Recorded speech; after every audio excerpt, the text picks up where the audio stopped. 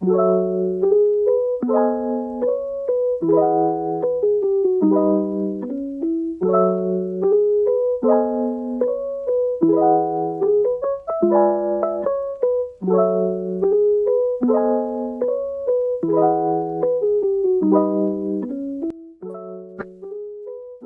day.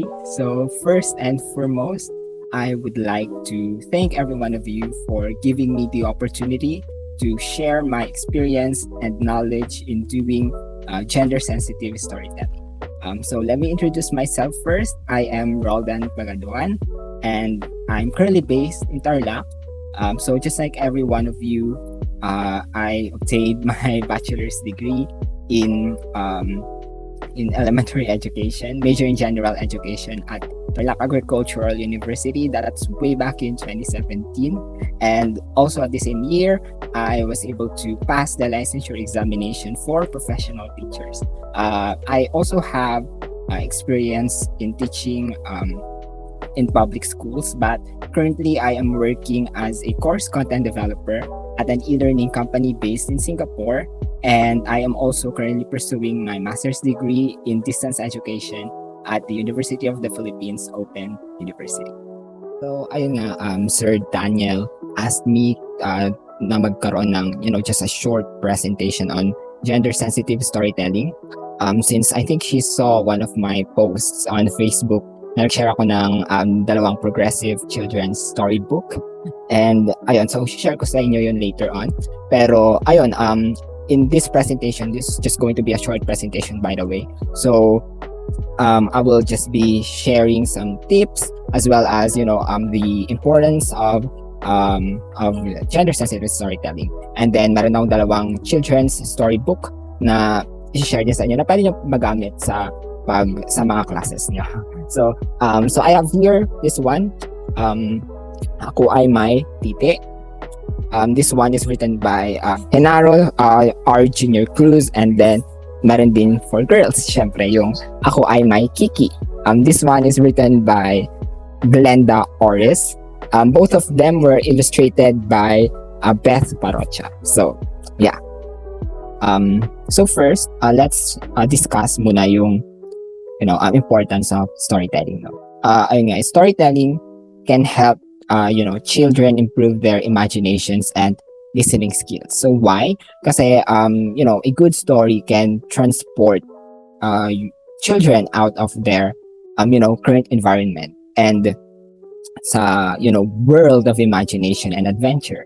So this allows also children to perceive things differently and think about issues in new ways. In this case, discussion natin ngayon about gender sensitivity. And they are also able to, develop new ways to solve problems. And also, listening skills are further developed when children listen to a story and they pay attention to, particular details ng stories na binabasa nyo. Number two is it helps the children connect with the underlying message. So, it's easier for children, diba, to remember, something that have a meaningful connection or that they have meaningful connection to na base sa, some kind of emotional response. So when stories involve the emotions of the listeners or children, the children remind them of an experience or something na mag-trigger sa emotions nila. So this helps them better relate to the story and they feel more what do you call this one, invested sa stories na binabasa mo if they are able to connect or relate to it. And as a result, mas nag-i-increase yung chances ng mga estudyante or children na maalala yung message ng isang story or lesson. So, there's no such young age when it comes to, these things.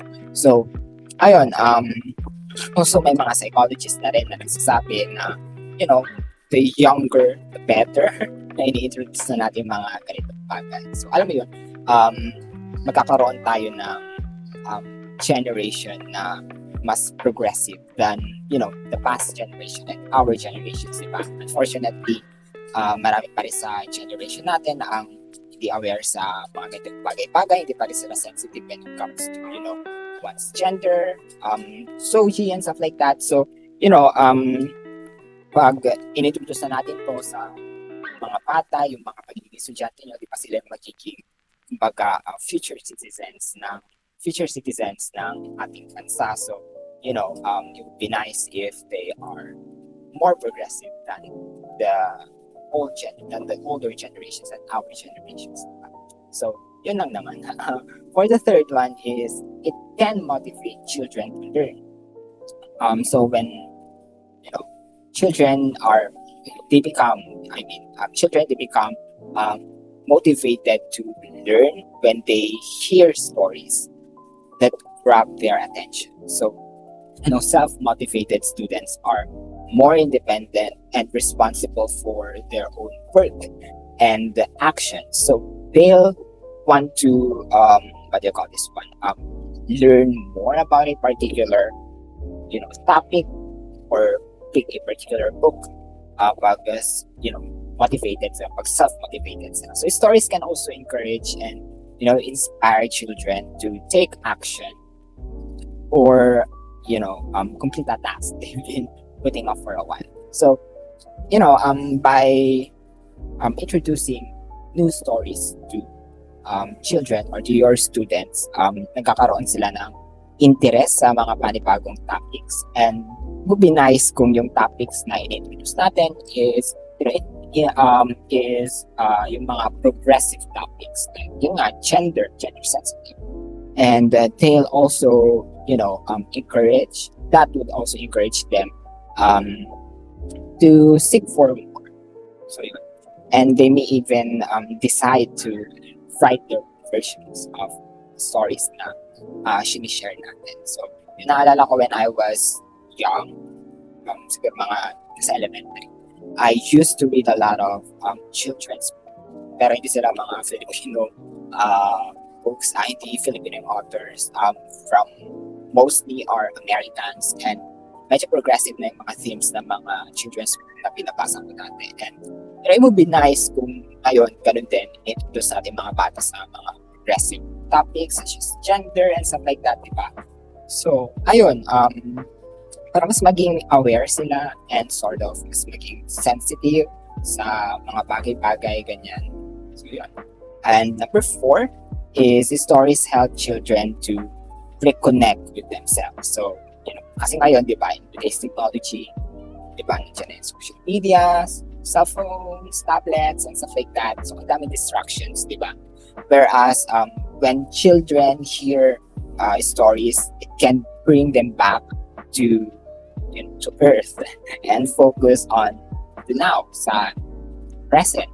And it can also help them to relate to each other through common interest and emotional connections. Kaya nga ng books na share ko kanina, boys can connect to each other kasi meron silang titi, ganyan. And girls can also, connect. And may pwede sila mapag-usapan about their titis, di ba? Like how to take care of it, paano nila pinakonektahan, gano'n, and stuff like that, di ba? And number 5 is interesting stories are more likely to be shared.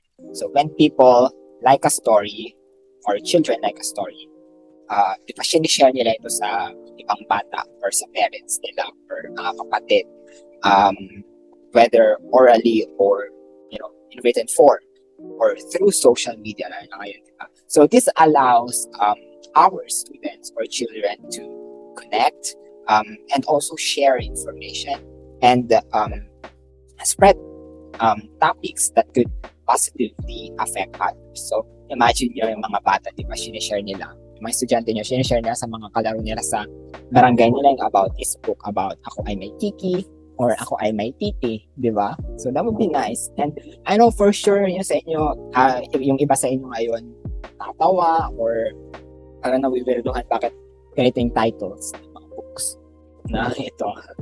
And they are for children. Bakit yung mga topics nila are vulgar in a way, di ba? Pero um, these books are really nice. They are progressive and kailangan talaga siya ngayon na kailangan talaga siya. And ayun, mamaya i-discuss ko sa inyo kung ano yung um, nilalaman nitong mga books na ito. So, ayun. Also, share ko lang, since pag-usapan na natin about this books. I think yung nakita ni Sir Daniel na post ko sa Facebook or shinare sa Facebook. Kasi post na yon parang naging controversial siya. Maraming mga nag-react ng haha, gano'n. And marami nagsasabi na ang bastos, pang bata, pero bakit gano'n yung topics? Dapat hindi ka pinapabasa sa mga bata and stuff like that. And it's just ironic na pinuprove ng authors ng books na ito na kailangan talaga natin ito para mabawasan yung mga taong katulad nila. So, without any further ado, i-discuss na natin. So, ayun. The first book is Ako Ay May Tite, this one. So, I have copies of the books na. And the second one naman is ito, Ako Ay May Kiki. So, yan. So, ito for girls, at yung Ako Ay May Titi is for boys. Pero pwede nyo silang pasahin kahit kanino. Pwedeng kunyari sa class nyo, pwede magsama yung babae at lalaki, pasahin nyo itong Ako Ay May Titi or yung Ako Ay May Titi. Kasi pareho sila may matututunan. Both genders may matututunan sa mga books. So, ayun, yung characters dito sa mga stories na to are 4 to 5 years old, 4 to 5 year old boy and girl. And it also tells the story of a mother orienting her son about his penis. And ganun din sa isang book naman kay Ako Ay May Kiki. Ganun din, ino-orient naman nung mother yung daughter niya about her vagina. So yung Ako Ay May Titi it aims to inform young Filipino males yun nga, on how to properly take care of their private parts. And then sa Ako Ay May Kiki naman, ganun din, same, properly take care of their vagina and also how to protect their vagina. So, in a way, itong Ako Ay May Kiki, ang isa sa aims niya, ang mabawasan ang bilang ng sexual harassment sa pamamagitan ng tinuturuan agad yung mga bata kung ano ba yung sexual harassment, ganyan, or yung form ng sexual harassment, like through touching your vagina or yung kiki mo is already a form of sexual harassment. So, in a way, mas dadami yung reports, ganyan, and pag dumami yung reports, mas mababawasan, di ba, yung sexual harassment. Both of them want to inform young Filipinos to properly take care of their private parts and protect their private parts, and also to make the terms titi, kiki, puki, and stuff like that to be more acceptable, and to make children realize na hindi bastos yung mga salitang ito, yung terms na ito. Kasi it's just a name of a man's body part or a woman or a woman's body part. So, kaya lang sila ng ilong, mata, di ba? Pag sinasabi naman natin ilong, mata, hindi naman sila bastos kasi they are parts of our bodies. So, same as with titi, di ba? Ako ay may titis, and that makes me a man or a boy, di ba? So, wala namang bastos sa pagkakaroon ng titi, and so is ang pagkakaroon ng puki or kiki, di ba? So, yun. Also, it wants them, or these books want children to be oriented about the functions of their body parts, or I mean their penises and vaginas, but their titis and kikis. So, yun. Ang ganda na tinakil ng books na ito, yung functions ng ito, like, guys, dito sa Ako Ay May Titi, yung function niya nga, pag umiihi, ganyan, and same din sa Ako Ay May Kiki, ganyan. And some psychologists also said, ayon sa authors ng books na ito, that the number of sexually harassed children could be lessened. Kaya nga sinabi ko kanina, if they could use the term to directly report about what they have experienced instead of using euphemisms like di ba sa tite minsan yung euphemisms about that is hotdog, talong, totoy, ano pa ba, junjun, ang dami, di ba? And gano'n din sa kiki, di ba? Tawag siyang flower or cookie and stuff like that, di ba? So, like may naalala akong dating post on social media about a teacher. May estudyante siya na parang pinag-drawing sila and then parang may drawing siya doon na yung may isang tao parang hinahawakan yung parang gano'n. Basta it's something like that. Hindi ko na maalala kasi medyo matagal na yun. Pero I guess you get the gist of that. And then tinanong nung student kung bakit ganito yung, nung teacher, bakit ganito yung drawing ni student. And sinabi niya na tuwing dalawa lang sila ng tito niya, hinahawakan ng tito niya yung cookie niya. And then nakaya naman ng teacher yung cookie na sinasabi, yung cookies, pero yung pala, yung kiki ng bata, yung hinahawakan ng tito niya. So, if only children know yung right terms sa body parts nilang ito, di ba? Mas magiging direct yung reports and mas kokonti yung bilang ng mga batang nakakaranas ng sexual harassments, di ba? And apart from that, syempre hindi lang sa girls, na-inform din kasi sa books na ito, sa may tite na dapat yung tite ay hindi pinapakita kasi ito ay isang sensitibong bahagi ng katawan. So, in a way, natuturuan agad yung mga batang lalaki na wag mangharas, na dapat hindi nila basta-basta pinapakita yung mga titi nila sa mga babae. Because it's a form of sexual harassment. Diba kasi in our society right now, laging babae ang nag-a-adjust, kailangan suot sila ng ganito para hindi sila nakaharas. Pero nakakalimutan natin na hindi na ma-experience ang harassment kung hindi dahil sa mga lalaki. Diba? Kasi kahit ano naman ang isuot ng babae, diba? Kung hindi bastos ang lalaki, walang sexual harassment mangyayari. So, ang ganda na through this book, natuturuan agad na i-inform yung mga batang lalaki that sexual harassment is bad. Diba? So, in a way, makakatulong tong books na to na mabawasan ang sexual harassment in the future. Kasi, kaya nga sinabi ko kanina, mga bata, ngayon, sila magiging future citizens ng ating bansa. And it's also important if you acknowledge, if they acknowledge mga bata that an organ is part of their body, that their titi is part of their body, their kiki is part of their body. So, that way, when someone tries to do something with it, they can defend it and object to it. Kasi gaya dito sa ako ay may kiki, may part dito na sinabi niya na yung kiki niya ay pag-aari niya lamang at ang maaaring pag-alaga lamang nito ay siya lamang at ang kanyang nanay. So, alam mo yon. So, natuturuan agad yung mga batang babae na pag may humawak na iba sa kanya, sa nanay niya, it's already a form of sexual harassment and that kailangan i-report agad sa parents.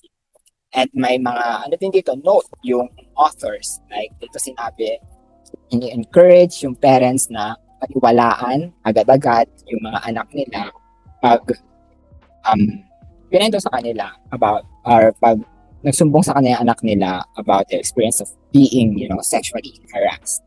So, ayun. It's nice. These books are, I think, available sila sa stores. And I bought mine on Lazada. So, meron din natin sa shops. Ayun. So, yeah. After this, meron namin papanood sa inyo video of a storyteller na binabasa niya itong Ako Ay May Titi. And I hope you learn from that video. Ayun. I hope you learn a thing or two dito sa presentation ko and sa storytelling video na i-share ko after this presentation.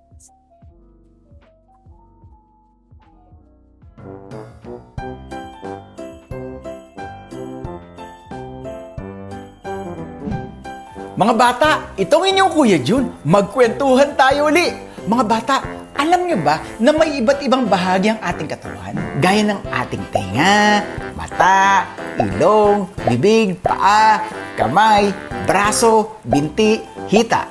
Ngayong araw ay pag-usapan naman natin ng minsan tinatanong natin sa ating nanay at tatay kung ano nga ba ang tawag dito. Halika, magkwentuhan tayo. Ang ikukwento ko sa inyo ay may pamagat na Ako ay May Titi na isinulat ni Genaro R. Goho Cruz na ginuhit naman ni Beth Parocha. Simulan na natin. Ako ay may titi. Kasi sabi ni nanay, ako raw ay isang lalaki. Kapag naliligo ako, sinisiguro ni nanay na ito'y malinis. Sabon-sabon, hugas-hugas, kuskus-kuskus, tapos pupulbuhan niya ito. Sabi niya, dapat laging malinis ang bahagi ng katawan na laging natatakpan. Susuotan ako ni nanay ng malinis na salawal. Presko ang pakiramdam ko. Pinahawakan ko ito tuwing umiihi ako sa arinolang maliit na binili ni tatay. Iba-ibang nangyayari sa aking titi. Tuwing nag-ihi ako, bumubukas itong parang gripo. Minsan naman, kakaunti. Ilang patak lang ang lumalabas. Kilig-kilig! Kilig-kiliti! Kapag natutulog ako, parang tulog din ang aking titi. Kulunto ito. Kulukulubot. Sinliit ng bagong pisang sisiw. At kapag nagising na ako, nagigising din ito. Lumalaki at tumitigas. Naiihi kasi uli ako. Tulad ng aking mga mata, ilong, bibig at mga tainga, alagaan ko raw ang aking titi, sabi ni nanay. Bahagi ito ng katawan na talagang mahalaga. Ako ay may titi kasi ako ay isang lalaki. Ito ang isang dahilan kung bakit mayroon ako nito. Ako ay may titi. Sana nagustuhan niyo ang kwento ko ngayong araw na ito. Sana'y nakasagot ito sa ilan sa inyong katanungan. Tandaan, itong inyong Kuya Jun, laging magbasa upang tumalino. Today we have storytelling! Hello everybody! Welcome to my channel!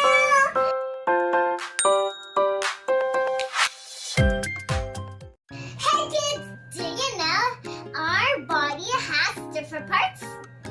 Like our eyes and ears and hands and nose and mouth and hair, arms and legs and feet. So now let's talk about these body parts we sometimes ask our parents. I'm going to read my yearbook. It's Ako ay May Titi, or I have a vagina, and story by Glenda Oris and illustrated by Beth Parocha. Now let's read it. Mama says I was born a girl and that's why I have a vagina. Sabi ni nanay, ipinanganak akong babae, kaya ako ay may titi.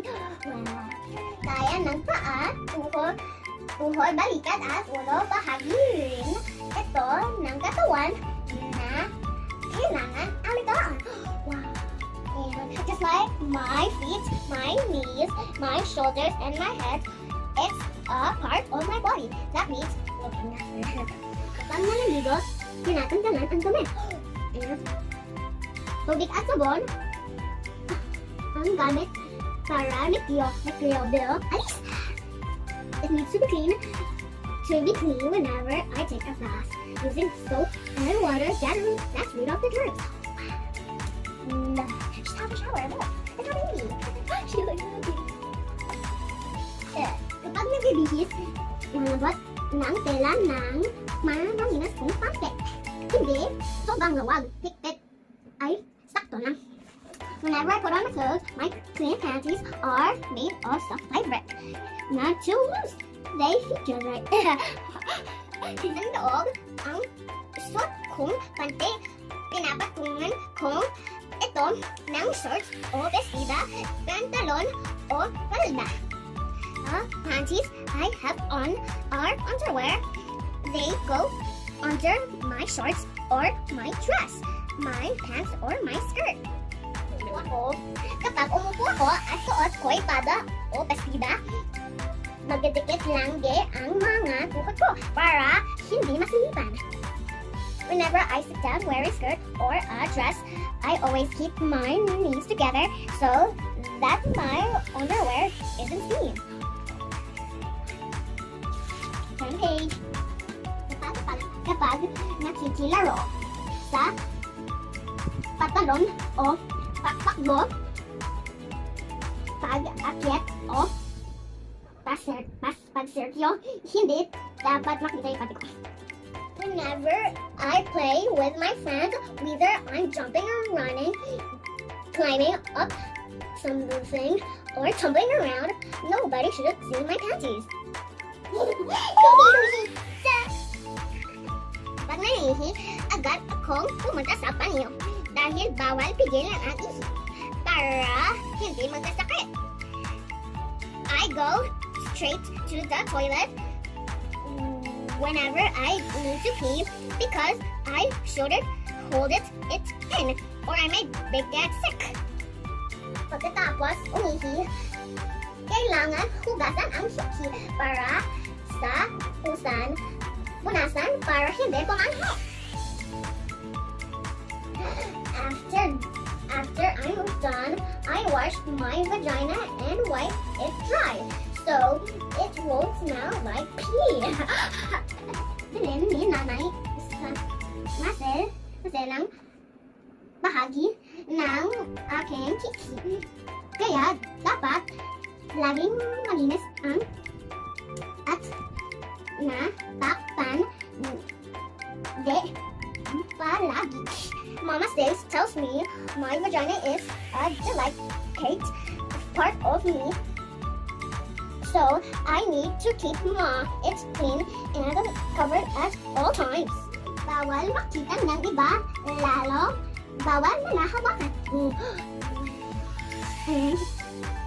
Ang pwedeng mag-alaga ay si mommy, ay si nanay, at ako na. Nobody's allowed to see it. Nobody's to touch it. Nobody's allowed to touch it. The only people allowed to look after it are mama and me. Yay! Look! Ng aking kiki ay bahagi ng katawan ng taga-tanggi akin kaya lagi kong tanggat na higatan. My vagina is a part of my body that belongs to me and only me, and that's why I'll always take good care of it and protect it. There, finish. That's the end of my story today.